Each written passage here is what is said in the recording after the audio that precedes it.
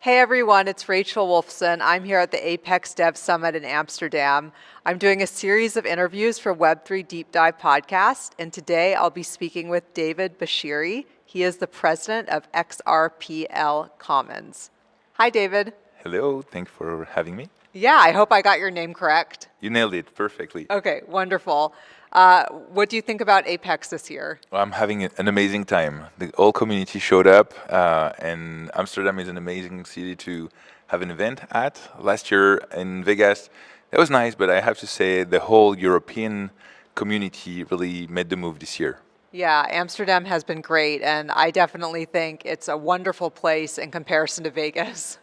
It's a different setting. Yeah, yeah. You get the good and less good in every cities, but yeah, Amsterdam is really amazing. Definitely.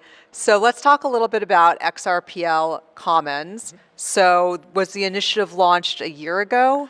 Less than a year Less ago. than a year ago. We've been active since April, so it's been only 6 months.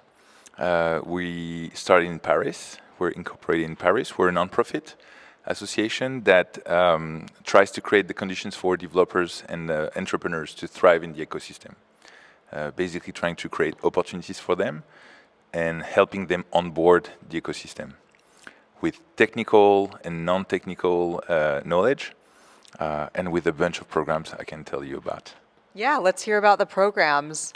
So we have a whole approach about knowledge, which is working with the universities, and I'll double click into that in a minute. Another program that works with corporation, driving education and adoption in large organization, whether public and private. And the third one is dedicated to the community with programs for startups and for entrepreneurs and for developers. So the first one, education, is really about scaling knowledge. And there's not so many ways you can train people. So we have a space in Paris. We have an amazing setting in Le Marais, so the center of Paris, where we host every other month a training. And we can accommodate like 20, 25 people.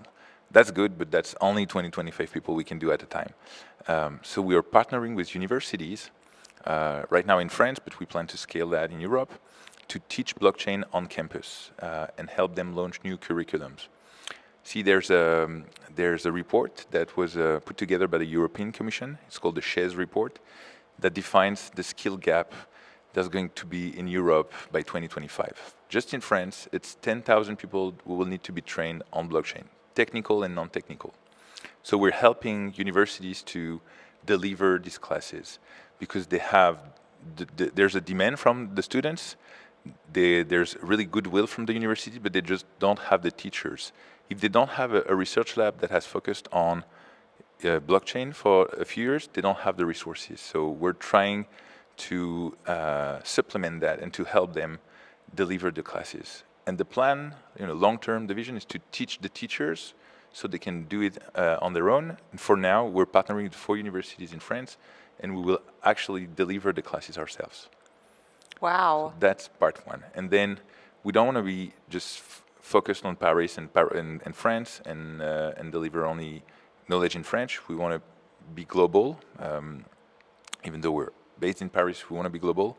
So we're recording everything we do and putting that online on our YouTube channel. So it's free access for all. People can follow that at their own pace, but it's really well produced, and the material is there. We just have to make it accessible. So YouTube is a great way to spread the word and then make it available. Right, yep, I can relate with that for sure. I guess so, yeah.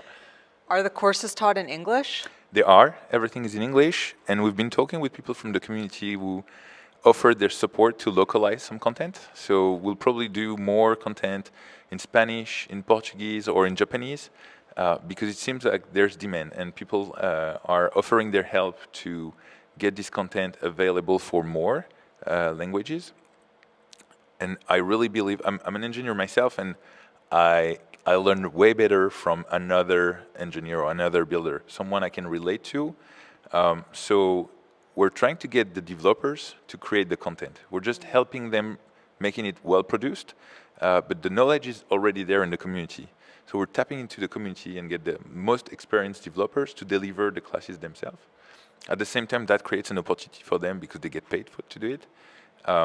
And it's also a way of showing recognition to the community, to the builders in the community. When they can share and when they can be elevated within the community, that's a good sign that you belong to a group of people willing to help each other out. For sure. I love that. It's an amazing concept. Thank you.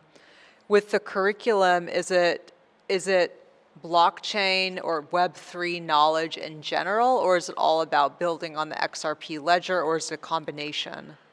You can't really talk about XRP Ledger if you haven't gone through the concepts of blockchain. So we always start with the core blockchain principle, how it works, what are the use cases, how it's usually implemented. We go over the history of blockchain. So, XRP Ledger does not exist in an island alone. It exists in an ecosystem of other blockchains, and there were other blockchains before, other blockchains after. So it's interesting for people to understand how it all evolved into what the blockchain ecosystem is today. If you want to make educated decisions, you have to undergo a class that will tell you everything about blockchain, not just XRP Ledger.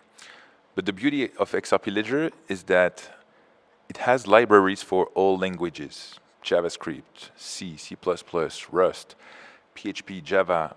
So for learning students who only have notions of Python or JavaScript or C or C++, they can only learn so many languages during their studies. So if they have one of these languages in their under their belt, they can basically interact with the blockchain very easily. So usually the classes are 20 to 40 hours.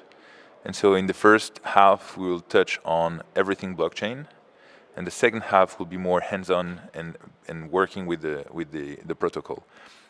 So they can start working with good knowledge of Python. They can start working on XRP Ledger very easily. They don't have to learn a specific language to interact with the blockchain, which I think is a big blocker for other protocols.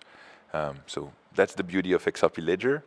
Also, it's been running for more than 10 years now, and it showed a lot of resilience for businesses to build on. So it's attractive for students to learn about it and how they will be able to integrate that in future projects. Definitely. For the universities that you're partnering with in France, are you able to say which universities those are, or is it still? We can share that we have signed, and it starts next month. So we're working with La Sorbonne, we're working with EPITA, we're working with Epitech, and right now we're working with a network of public technical universities to define the blockchain curriculum for 150 universities in France. So that's, I think, an immense chance for us to be, at the right place at the right time to help them build this curriculum, because it's going to be spread all over the country. Yeah, so you said that XRPL Commons launched less than a year ago. Why do you think it's important, or why are we seeing this now specifically versus last year, for instance? Well, I believe timing is everything. In anything you launch, timing is of essence. Why now? There's a clear demand from the students who are getting organized as student associations to get the knowledge, because some of the universities are not providing it yet. So the ecosystem is ripe from the learning perspective. I mean, now on the adoption part, we see more and more public institutions, large organizations getting interested in blockchain, but there's only a handful of companies that can support them, that can help them, that can guide them into learning what they can really do with blockchain. So either they have someone internally who's really savvy and can make informed decisions, or they need to rely on consultants and